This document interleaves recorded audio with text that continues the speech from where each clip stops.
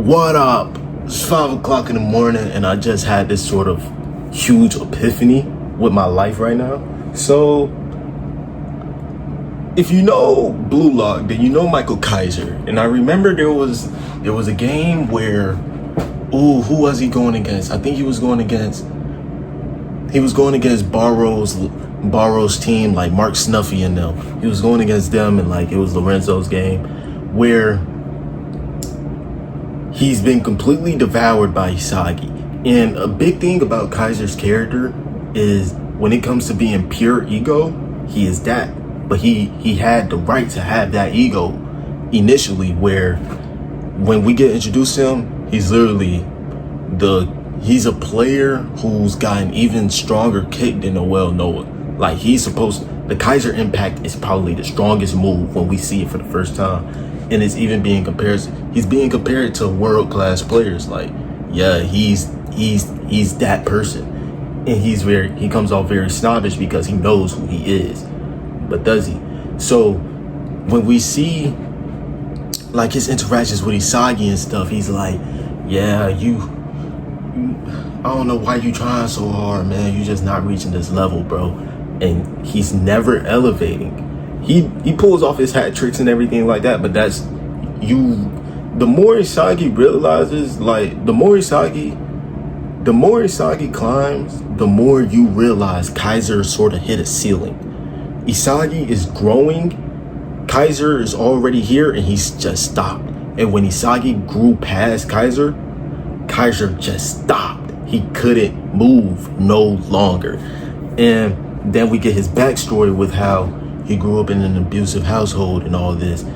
And he sort of originally, when he started playing football, soccer, when he started playing, it was a big thing about him where all he had was football.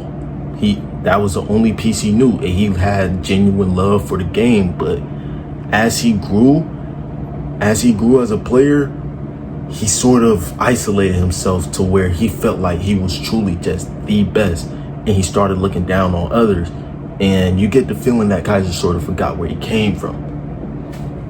And even when he recruited his boy, I forgot the annoying nigga's name. I forgot his name. But when he's reaching out his hand to him and he's like, I need you to help me to get to where I need to be. You're gonna help me. And then we go from that to then seeing how he treats dude now, where he's like, I don't need you. You're nowhere near beneficial to me. You're just a leech. Go on somewhere, bro. It's like, damn. But because of the way that he acted, when Isagi grew, he couldn't keep up with Isagi, because a big thing about Isagi's character is that he was always able to rely on other people. His thing about devouring people is like, it's not the quirky, the edgy, I'm a devour. Like, y'all make it sound, I know it's a whole thing about Blue Lock being edgy, but when he says he's devouring people, it's like, I see your talents, I'm gonna use them for my game. That's his whole thing. But he recognizes that he needs people around him. Kaiser didn't recognize that, and that's why he went through this whole thing mid-game. It's one of my favorite panels, bro. I want a Kaiser tattoo so bad, but I don't know if I have enough space. But he's sitting there, he's like, I'll rebuild everything about me. Take every puzzle piece, strip me away of everything. My ego, my pride, my passion, my skill, strip me of everything, and I'll rebuild from there. In mid-game, he's just sitting there, he's like, pass me the ball, I'll help you. And he's actually playing good teamwork. And when everybody sees that, they're like, ooh, this is dangerous. This is very dangerous, because now he recognizes who he is. And because when you recognize who you are, you're able to grow. I'm in this sort of season in my life, and this is where the epiphany that I had came from, where I was sitting there and I was laying in my bed and I was like, I'm not getting no better. I'm really not. And I felt like I knew what it was. I felt like maybe I'm just not conditioned enough. Maybe I'm not disciplined enough. And that's the problem. I need to go harder. And then I was watching this video on TikTok where it's a dude, he goes through like gospel 101 and everything. He's in there, he's like, the problem, you not being able to overcome sin, it's not the fact that you weak. It's not the fact that you're not strong enough, it's that you're not weak enough. You're not weak enough to realize that you can't do this by yourself. You keep thinking worldly and you keep thinking that you can do this through your own power. And that's why you keep faltering. If the devil can keep making you feel like you need to do everything on his own, he beat you. You need to realize you need to turn to the blood, because the blood never lost power. The blood of Christ never lost power. You need to be able to turn, realize you need his help, you need his power, you need his strength. And then that is what's going to get you. You need to be able to fully break down in tears and prayer, strip you of everything, strip you of who you are. I literally I got on my knees one night, yo. And I said, for the past few days, all I can think about in my head has been over and over repeating. All I keep saying to myself is, strip me of everything I am, and please just show me who I really am. Please, I need to know what it is at the core, and just rebuild me from there. I just need to rebuild from there. Because one thing you can, the most greatest man you will ever meet, the true righteous man, the most dangerous man you'll ever meet, is a man who realizes just what he is and realizes what he lacks and is able to build from that. If you can't rebuild, if you are not able to be rebuilt and coached in life, then you will not get nowhere. And that's the thing about Kaiser's character that I loved, is that he got so high on life, basically, that when he got to this stop, he got complacent. And then when he couldn't get no further, he was able to realize, I lost, I'm losing. He's better than me. And because he was able to accept that Isagi is better than him, he was able to rebuild from that. And now we see what Kaiser is now. He's still like that. He's that dude.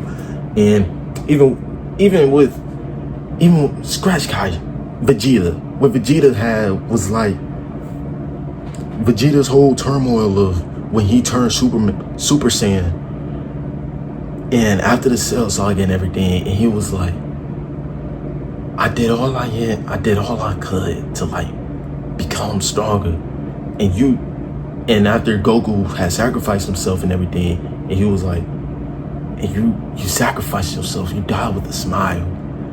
And not only did you surpass me yourself as a man, you surpassed me through your son as well. What does that make of me? What am I? And then when he's like, a true Saiyan would have never faltered the way that I did. Maybe I'm just not who I think I am. And these moments really defined Vegeta's character growth as a person. This is why I love Vegeta, bro. Like, it's so much things. You gotta be able to rebuild yourself. You really have to, even if you're not like religious or anything like that, you gotta be able to recognize when you get to a spot, you gotta be able to realize, maybe I gotta double back. I gotta get down. And I gotta see what it is down there that I didn't bring up with me. You feel me? I'm just trying to kick it to you. I gotta kick it to you when you need to be kicked. You feel me? So, yeah. Rebuild yourself, brother. Rebuild yourself from the ground up, you feel me? You know, I try to make this an anime thing as much as I could. This is an anime channel, but you know, every now and then I do gotta talk to you. Y'all know, I made the Yuji and Goodnight Poom Poom video. That was my first banger.